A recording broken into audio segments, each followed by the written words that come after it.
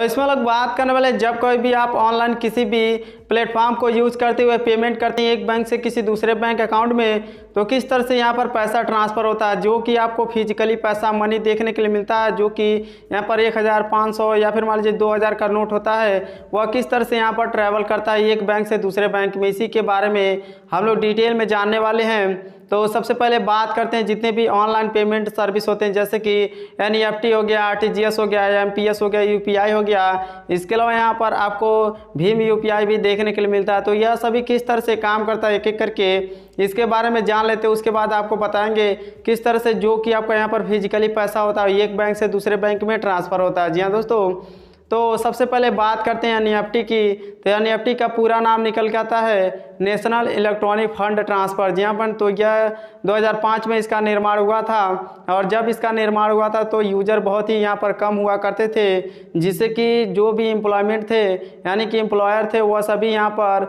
जितने भी online user payment करने वाले थे वह सभी पेमेंट करते थे। तो एक बंच बना दिया जाता था, ढेर सारा पेमेंट यहाँ पर कलेक्ट करके उसे एक ही बार ट्रांसफ़र कर दिया जाता था। जी हाँ दोस्तों, तो ऐसे में बंच बनाने में जब कोई भी ढेर सारा पेमेंट कलेक्ट हो जाता था तो उसे ट्रांसफ़र कर दिया जाता था। लेकिन यदि मान लीजिए कोई ऐसा यूज़र होता था जिसको अर्जेंट पेमेंट की ज़रूरत होती थी, तो वो सिंपली वह क्या करता था कि एक और सर्विस इन्होंने लॉन्च किया जिसका नाम इन्होंने रखा RTGS। जी हाँ दोस्तों, तो इसका पूरा नाम निकल के आता है रियल टाइम ग्रोस सेटलमेंट। तो यदि मान लीजिए आप जो भी आपका पेमेंट होता है 2 लाख से ऊपर करते थे तो वह तुरंत ही सेटलमेंट हो जाता था। जी हाँ पर तो ऐसे में यहाँ पर जो कि RTGS है यह भी लोगों के लिए बहुत ही यूजफुल हुआ।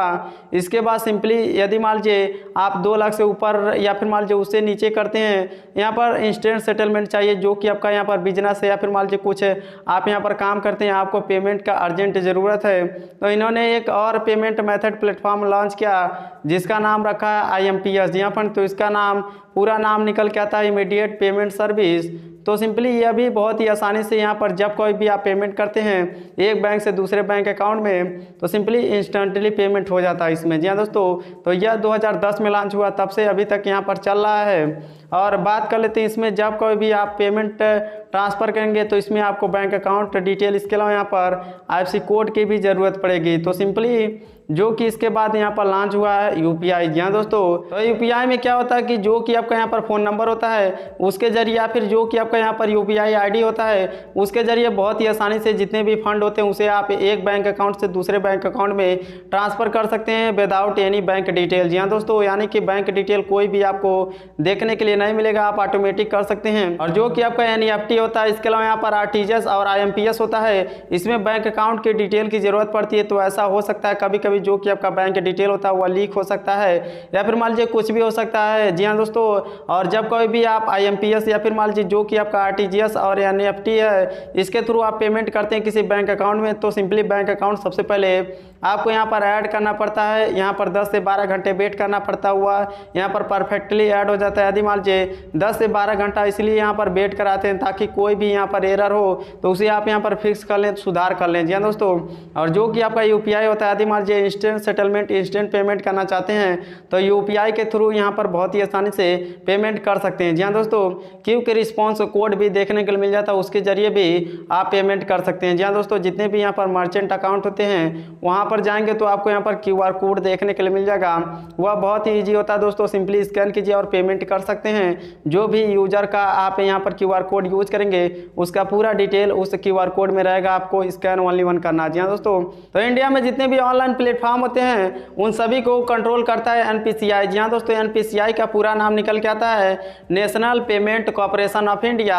तो सिंपली जो कि यहाँ पर NEFT है, इसके अलावा RTGS है, IMPS है, UPI है, यह सभी यहाँ पर NPCI के थ्रू काम करते हैं और NPCI सबसे ऊपर रहता है। जी हाँ दोस्तों, वह सभी को यहाँ पर कंट्रोल करता है, सभी का बैंक डिटेल उसके पास रहता है और वह बहुत ही आसानी से जो भी यहाँ पर पेमेंट में गड़बड़ी या फिर पेमेंट पेंडिंग रहता है वह सभी सेटलमेंट करते हैं मैनुअली। जी हाँ दोस्तों, अब यहाँ पर बात कर लेते हैं जो कि आपका यहाँ पर बैलेंस होता है, फिजिकली नोट होता है, वह किस तरह से एक बैंक अकाउंट से दूसरे बैंक अकाउंट में ट्रांसफ़र होता है। जी हाँ दोस्तों, तो सिंपली जो कि आपका यहाँ पर पैसा होता है, जितने भी बैंक अकाउंट होते हैं उन सभी का अकाउंट यहाँ पर RBI के पास होता है और RBI सभी को कंट्रोल करता है। जैसे कि आपका, हमारा या फिर मान लीजिए किसी और का जो कि यहाँ पर बैंक का डिटेल है वह सभी किसी ना किसी बैंक में यहाँ पर रजिस्टर होगा।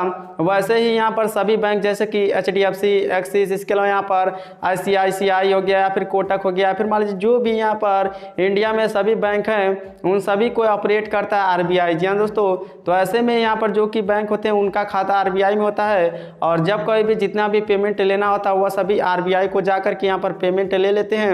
और यदि मान लीजिए कोई भी यूजर बैंक में यहाँ पर पैसा जमा करता है तो वह सभी यहाँ पर बैंक वाले RBI को ले जाकर के जमा कर देते हैं। जी हाँ दोस्तों, तो जो कि आपका फिजिकली पैसा होता है वह सिंपली RBI के थ्रू जाता है और जब कोई भी यूजर निकालता है बैंक में से तो वह जो भी बैंक वाला होता है वह RBI से पैसे लेकर के आता है। जी हाँ दोस्तों, तो कुछ इस तरह से यह सभी यहाँ पर काम करता है। ऑनलाइन तो वर्चुअली आपको दिखा देगा जो कि आपका पैसा होता है एक बैंक से दूसरे बैंक अकाउंट में यहाँ पर चला गया। जी हाँ दोस्तों, लेकिन फिजिकली जो कि पैसा होता है वह यहाँ पर कुछ देर बाद या फिर मान लीजिए जब कोई भी कमी होती है किसी भी बैंक को, वह सभी यहाँ पर RBI से पैसे लेकर के आते हैं। उन सभी का खाता RBI में रहता है, वहाँ से पैसे को यहाँ पर ट्रांसफ़र किया जाता है। जी हाँ दोस्तों, एक बैंक से दूसरे बैंक या फिर तीसरा बैंक भी जाएगा वहीं पर, चौथा बैंक भी वहीं पर जाएगा। पैसे लेने के लिए या फिर देने के लिए सभी RBI से कॉन्टेक्ट करते हैं। जी हाँ दोस्तों, तो हमें उम्मीद आप समझ गए होंगे जितने भी यहाँ पर पेमेंट सिस्टम होते हैं वह किस तरह से काम करते हैं। इसके अलावा यहाँ पर जो कि आपका यहाँ पर फिजिकली पैसा होता है वह एक बैंक अकाउंट से दूसरे बैंक अकाउंट में किस तरह से ट्रांसफ़र किया जाता है। तो इसी तरह से और जानकारी जानने के लिए चैनल को सब्सक्राइब कर लीजिए और कोई सवाल या सुझाव तो नीचे कमेंट करके पूछ सकते हैं। तो आपसे मिलते हैं नेक्स्ट वीडियो में।